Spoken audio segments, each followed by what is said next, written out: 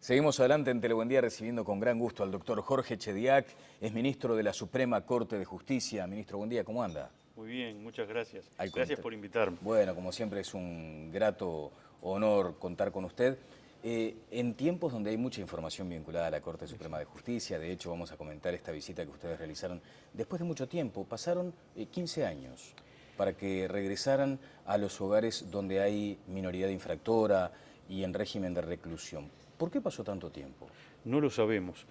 En aquella época yo era un juez letrado en lo civil de Montevideo que aspiraba a llegar a ministro del Tribunal de Apelaciones. 2 años después pude lograrlo, pero no tenía vinculación directa ninguna con la Corte. Lo cierto es que en paralelismo con estas visitas que todos los años hacemos en los establecimientos de adultos, que nos permite, cuando hablamos, tener un panorama acabado no solo de la globalidad del sistema, sino de todos y cada uno de los establecimientos y de las condiciones particulares de reclusión, de hacinamiento, las condiciones higiénicas, las condiciones de alimentación, los pabellones de mujeres que tienen una problemática específica, Claro. Todo eso vinculado a quienes están privados de libertad y son adultos.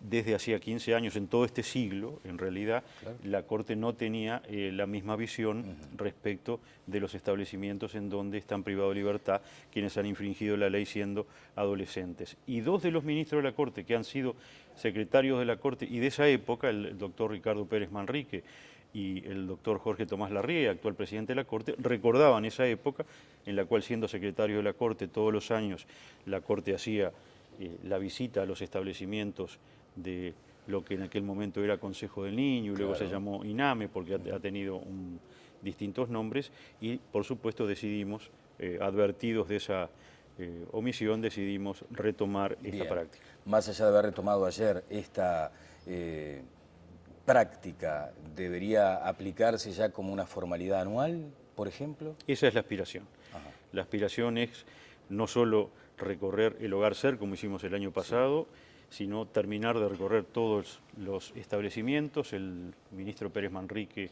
se ha resistido con razón a llamarlos hogares, porque de alguna manera debemos tratar de llamarle a las cosas por su nombre y no embellecerlas poniéndole nombres que no se adecuan a la realidad. Son establecimientos de reclusión y creemos que no solo debemos visitarlos esta vez uno por uno, sino mantener la práctica de hacerlo anualmente como se hacía anteriormente. Bueno, fueron al centro, para no decirle, al centro Ser de la Colonia Berro. ¿Cuál es su primera sensación personal, humana, respecto a lo que vio allí, doctor? Es de alguna manera de tristeza. Debemos decir, la decisión de la Corte de ayer fue antes de hacer una evaluación, terminar la visita, hacer la evaluación global en paralelismo con lo que vimos y hemos ya comentado, y usted lo sabe, con los establecimientos penales de adultos. Cuando algún observador internacional nos ha comparado en la situación de nuestros establecimientos de reclusión con algún país de África, nos ha dolido muchísimo porque si bien Uruguay tiene algunos establecimientos de reclusión malos o muy malos, también tiene establecimientos de reclusión buenos o muy buenos y tiene establecimientos intermedios, es decir, hay distintas categorías, hay que ver de qué establecimiento estamos hablando. Se ha hecho un esfuerzo muy grande, lo hemos dicho una y otra vez, hay cárceles modernas y de bajo porte muy buenas, como la de Campanero, que se ha hecho famosa por algún empresario que en este momento ha sido alojado allí, como la nueva cárcel de Rocha, que es un espejo de la de Campanero, es una especie de clon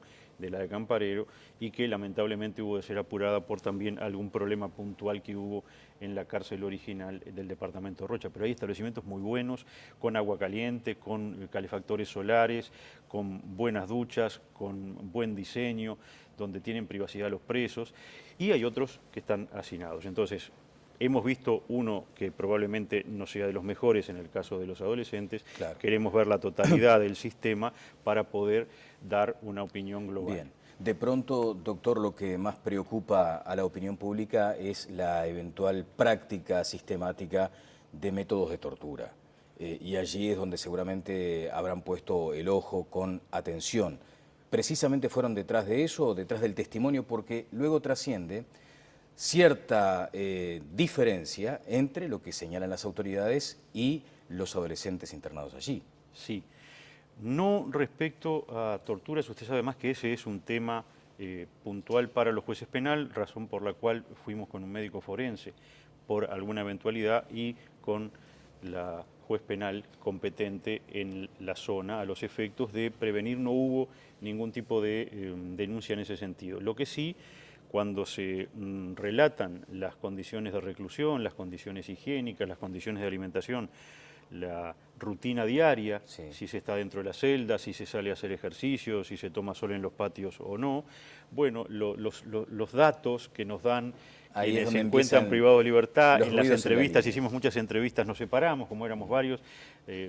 A mí me tocó en general estar con el doctor Cavalli, ministro del Tribunal de Apelaciones de Sí. Familia, especialista en estos temas. Cuando se hicieron esas entrevistas personales más bien reservadas y luego se contrastó con la información que las autoridades nos dieron, bueno, muchas veces no cerraban los datos. Bien, porque de pronto usted me dice que fueron acompañados de un forense. Si a mí me hacen dormir 2 días en el piso, no me va a quedar ninguna marca, por lo menos física. Sí, seguramente psicológica. ¿Advirtieron algo en ese sentido? O sea, aquella tortura que no se nota. No, no. Simplemente condiciones de reclusión que no son las ideales, condiciones de privacidad para la higiene personal que no son las ideales, condiciones de permanencia dentro del establecimiento y no en los patios haciendo ejercicio que tampoco son las ideales. Por eso le digo, las consideraciones la Corte trataré de hacerlo en general una vez visto todos los establecimientos. Correcto. ¿Falta para eso cuánto tiempo? O sea, ¿qué cronogramas se han establecido? A varias semanas. Ajá. Son varios, son más de una docena de establecimientos, pero por el Sí. cronograma de actividades de la Corte no se puede hacer todo.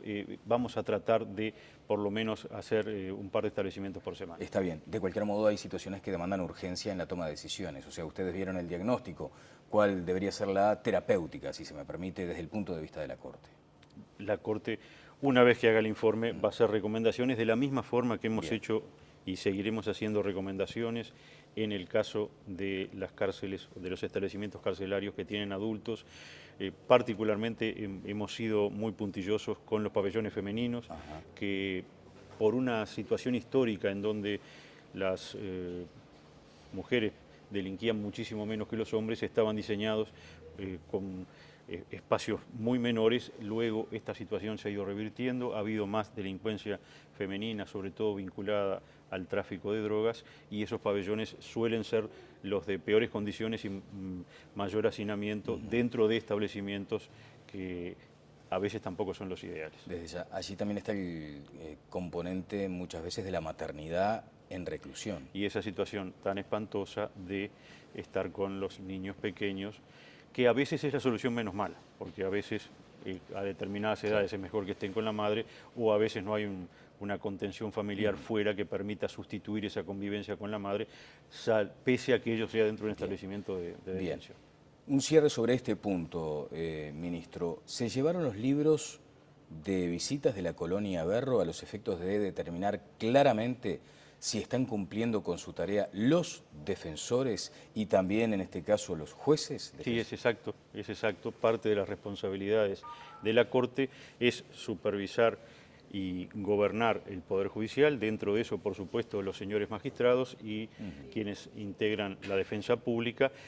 En general, también lo tenemos claro, incluso cuando, por ejemplo, los defensores van regularmente, hay adultos privados de libertad que señalan no conocer a su defensor, porque bueno, por esto de que decíamos de que muchas veces los datos no contrastan. En el caso de los libros, el dato es muy objetivo porque cuando los defensores o los jueces visitan estos establecimientos deben firmar su concurrencia. Entonces sí nos trajimos la fotocopia completa de un año de concurrencia de ambos estatutos de la Corte, de magistrados y jueces, a los efectos de contrastar el cumplimiento. Nos trajimos también una fotocopia completa del libro de comidas diarias, a los efectos de contrastar lo que surge de ese libro con la dieta que los internos nos decían que tenían.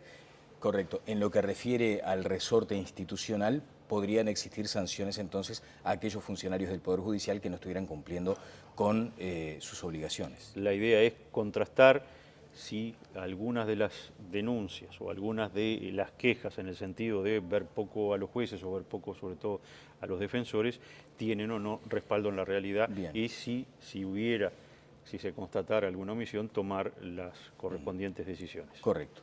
Doctor Chediak, desde su punto de vista como ministro de la Corte Suprema de Justicia, ¿qué impacto debería tener la baja de la edad de imputabilidad si se aprueba finalmente? O de lo contrario, bueno, que todo sucediera de la forma en que está sucediendo hoy. Pero entiende hacia dónde apunta la pregunta. ¿Qué cambios podría operar la aprobación de la baja de la edad de imputabilidad penal? Bueno, sin hacer un ejercicio profético, le diría, quizás podamos extrapolar lo que ha pasado con la modificación del Código de la Niñez y Adolescencia que llevó la medida socioeducativa privativa de libertad mínima para el caso de los delitos graves de los menores, de los adolescentes que cometen violaciones graves a la ley penal a 1 año.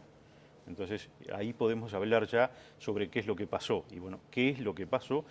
Para empezar, y en forma concurrente a esa situación en donde aquellas fugas inexplicables en los establecimientos de reclusión de adolescentes pararon, pasamos de más de 1000 fugas en el año 2009 a, me dicen, 0 fuga en el año 2014, varios intentos, pero todos frustrados.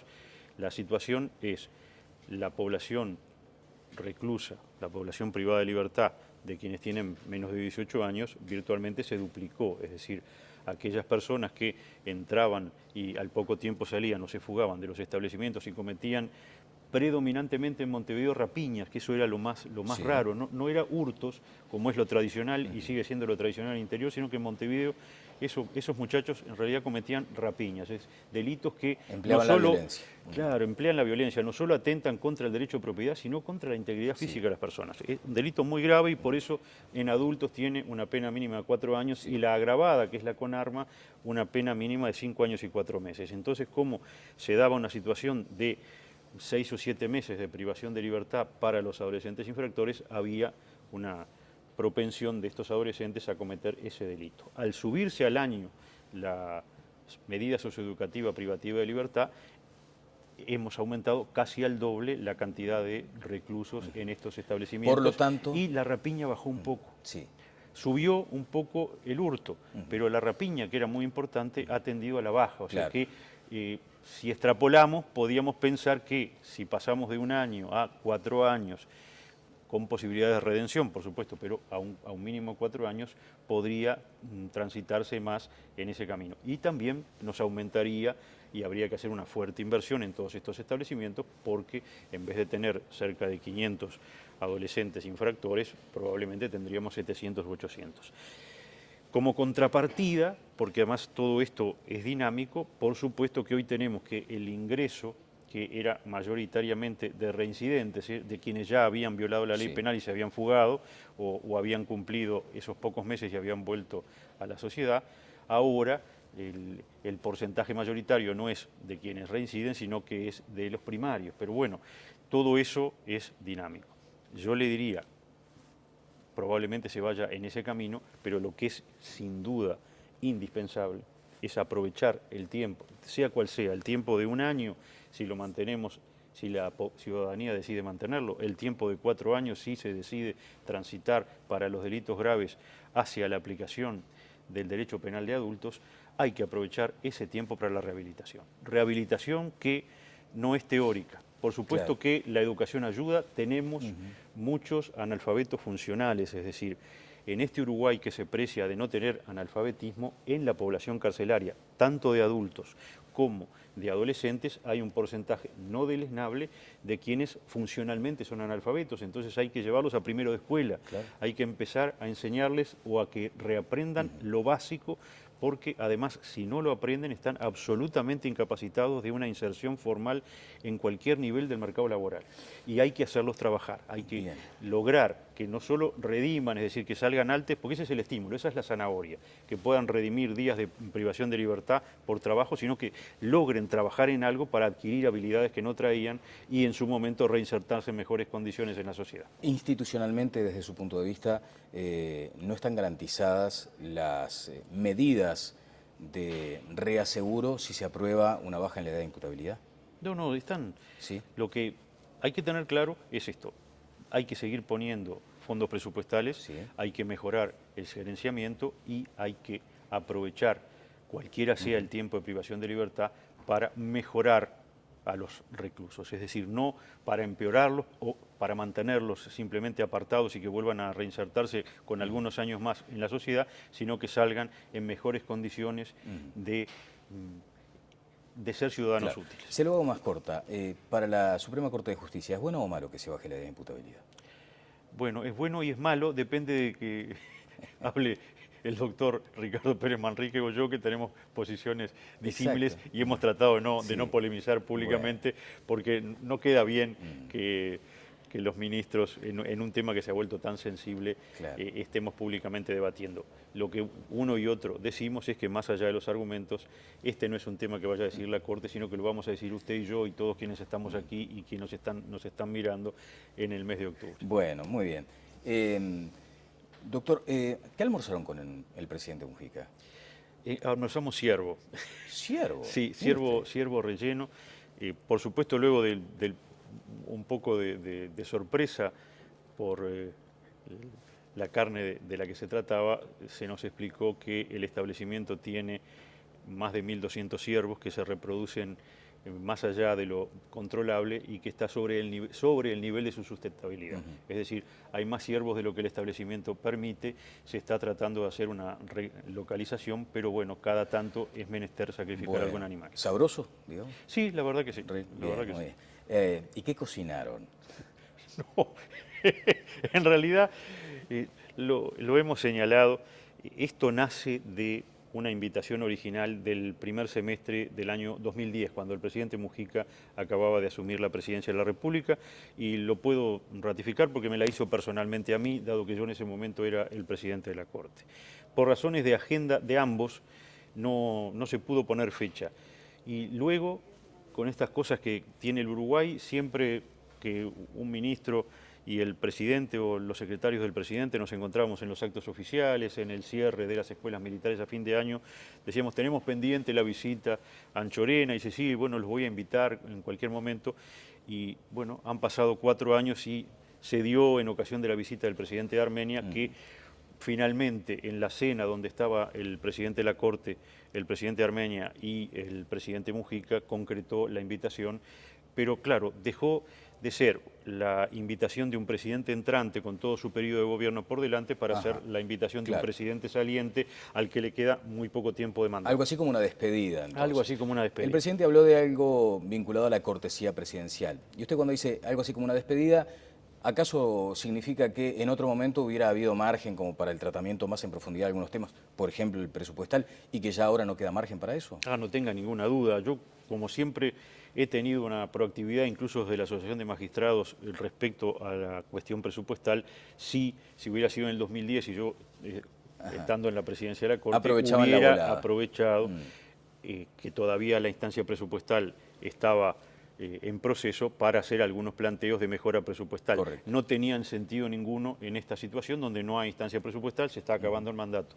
Lo que sí planteamos era que habiendo estado, usted lo sabe, en la comisión de redacción del Código del Proceso Penal que nace desde el ministro Díaz, mire, estamos hablando del año 2005, habiendo trabajado en la comisión durante 3 años, habiendo logrado que el presidente Tabaré Vázquez enviara al Senado de la República ese proyecto y habiendo visto que perdía estado parlamentario porque se acabó esa legislatura sin que se aprobara, no queríamos que volviera a suceder.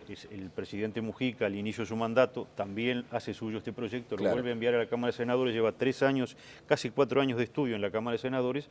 Hay voluntad política de los 4 partidos con representación parlamentaria en el diputados y de los 3 partidos con representación parlamentaria en el Senado. Voluntad política hay, falta la plata. Sería milagroso una ley extensa y complicada que lo votaran todos los partidos políticos. Pero el tiempo se nos agota. Y entonces decimos, bueno, queda hasta el 15 de septiembre. ¿Y el presidente qué dijo? Y el presidente y la primera dama nos dijeron, no, va a ser aprobado. la aspiración de todos es que sea aprobada en el Senado de la República en el mes de agosto y que tenga la otra media sanción y se transforme en ley en Cámara de Diputados, que por supuesto, si fuera así, lo estaría aprobando a tapa cerrada en el mes de septiembre, con lo cual por lo menos la ley estaría aprobada. Y eso nos permitirá a nosotros, pese a que no se puede poner en vigencia inmediatamente, hacer todos los requerimientos presupuestales necesarios en el presupuesto del año que viene, que es el año presupuestal. Exacto. La oportunidad de pedir el dinero para estos 62 jueces penales adicionales, 62 defensores penales adicionales y la readecuación, que eso es una inversión por única vez, de las sedes a los efectos de instalar 62 juzgados más en toda la República, es la instancia presupuestal 2015. Vamos a esperar por eso, ¿no? Ojalá. Algo que tardó casi 10 años, bueno, ojalá que se concrete en los próximos 2 meses. En fin. Finalmente, quiero compartir algunas cuestiones que asoman en la prensa de esta mañana, por ejemplo, en el semanario Búsqueda.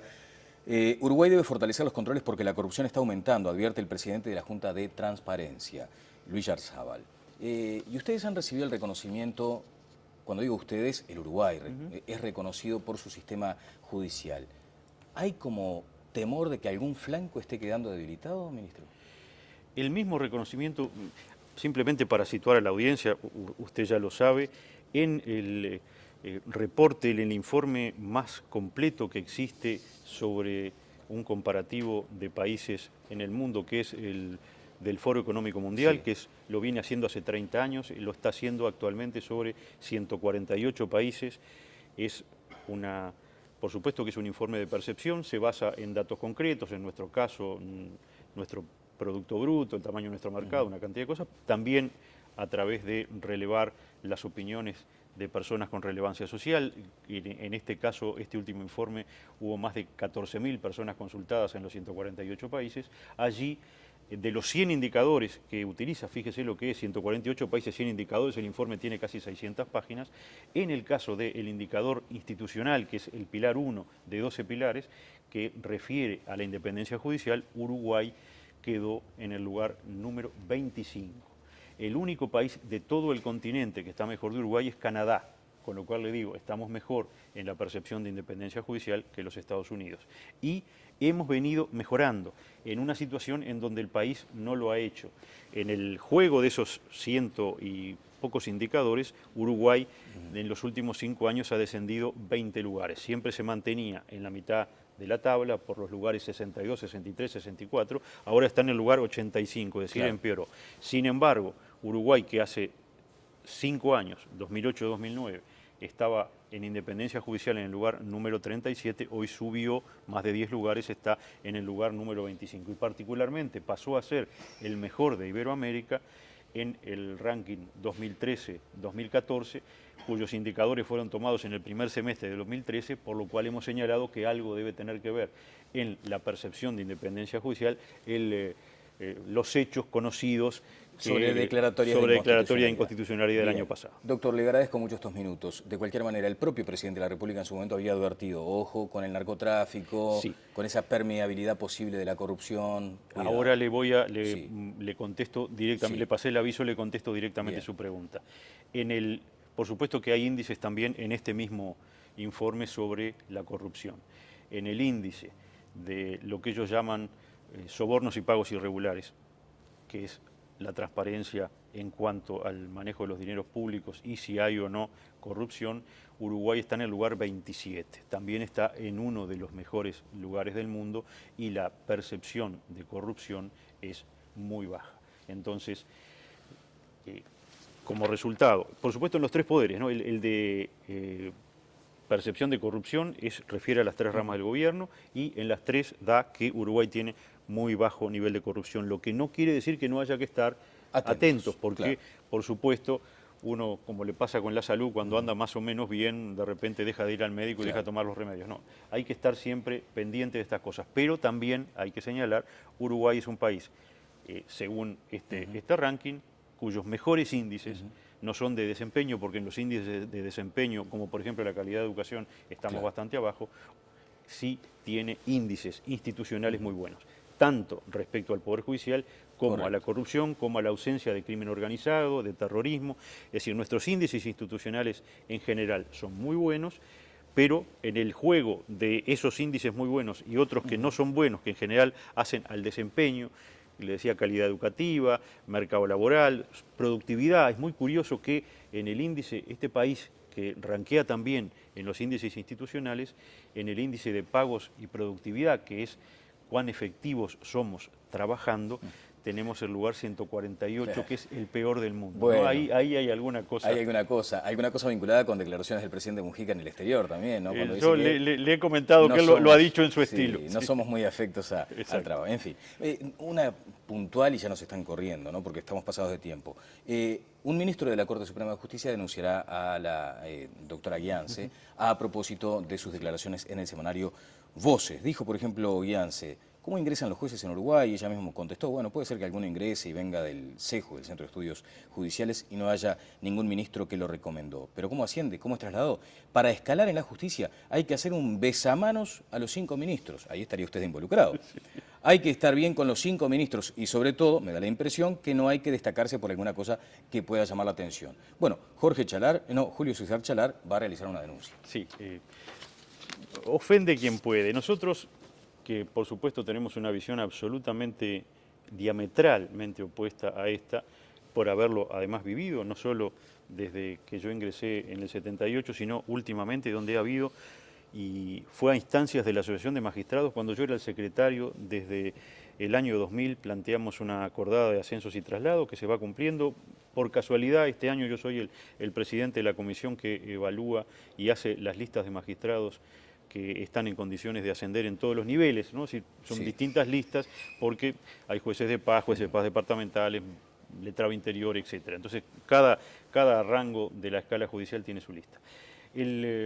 ¿Y cómo vamos? ¿Cómo ingresan los jueces en el Uruguay? Predominantemente a través del Centro de Estudios Judiciales, que tiene estándares de ingresos que no son quizá tan altos como nos gustaría, pero que son muy altos, que requieren un buen currículum. Allí hay un primer reaseguro. Por supuesto, requieren buen currículum, y requieren un examen psicotécnico, donde perdemos una cantidad de buenos profesionales porque no tienen el perfil adecuado para jueces, tienen que hacer 2 años.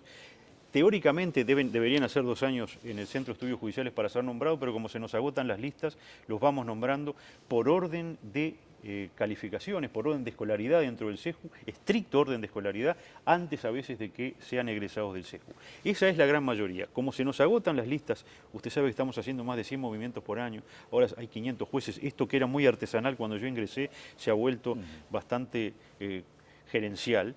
El hecho es que sí recurrimos a algunas personas que se postulan a veces del ámbito mismo de la justicia, defensores o abogados, es decir, funcionarios que obtienen el título de abogado, y a veces personas que simplemente se han recibido y aspiran, de repente tienen una edad que no les permite asistir al CEJU. Pero eso es el número menor, ¿no? Eso es un número menor, y a esos también les hacemos un estudio de escolaridad y les hacemos el mismo examen de perfil psicolaboral que a los egresados del CEJU. Pero lo que dijo Ian, ¿se justifica entonces una acción ante la justicia de su parte, por ejemplo? De mi parte no. Lo que sí, aclararle la situación, esto es absolutamente arreglado. Ayer que estuvo la Asociación de Magistrados y que además le transmitimos que incluso ayer modificamos para transparentar un poco más el sistema de nombramiento de los jueces, estableciendo que ese listado, porque es una corrida, los nombramientos de los jueces no se hacen de a uno porque usted nombra un ministro del Tribunal de Apelaciones, como va a pasar ahora que estamos solicitando 2 veñas, le quedan 2 lugares vacantes, entonces hay que nombrar 2 jueces de letrado Montevideo y para sustituirlos hay que nombrar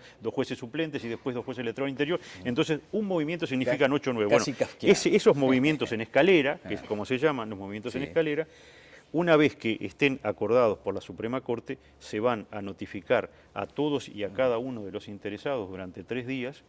También se va a dar noticia al fiscal de corte, a los efectos de cada uno de los interesados haga las alegaciones que entienda que corresponden respecto de su movimiento, no respecto de los otros. Dice, no, a mí me corresponde y no a Castro. No, no. A ver, respecto a mi movimiento. Y luego, de darse esa oportunidad adicional de hacer algún tipo de consideraciones, la Corte, tomando o no las alegaciones que pueda hacer alguno de los jueces o no, dictará el acto definitivo. Pero se sintieron ofendidos, digamos, por estas declaraciones. Es que la realidad no se adecua para nada, está absolutamente arreglado. Y le decíamos ayer a la Asociación de Magistrados, yo le mostraba, manejamos 4 tipos de listas, porque, para empezar, y en lo personal yo la gran mayoría de los muchachos jóvenes recién egresados, como no doy clases en el CEJU, no los conozco, no sé ni quiénes son. Claro. Me guío por su listado de desempeño en el CEJU. Está Después tenemos listado para saber, bueno, la generación de egresados del CEJU, los 20 egresados del CEJU de 2010. Y lo tenemos ahí. Claro, ¿Qué cargos bueno, tienen? está Bueno, bien. son todos jueces de paz. Bueno, ya tienen que empezar a ascender a departamentales. Vamos a ascenderlos más o menos a todos a departamentales juntos para que nadie se sienta que va quedando detrás. Está Es todo una locura. Bueno, reglado, pero queda está respondido, todo queda reglado por respondido, criterios queda objetivos. respondido. Perfecto. Doctor, ha sido muy amable como siempre. Como siempre es un placer Bueno, venir. Ha sido muy amable. El doctor Jorge Chediak, me tiene que contar el sabor exactamente del ciervo del presidente. El doctor Jorge Chediak estuvo con nosotros, ministro de la Corte Suprema de Justicia. Pausa y seguimos adelante en Telebuen Día.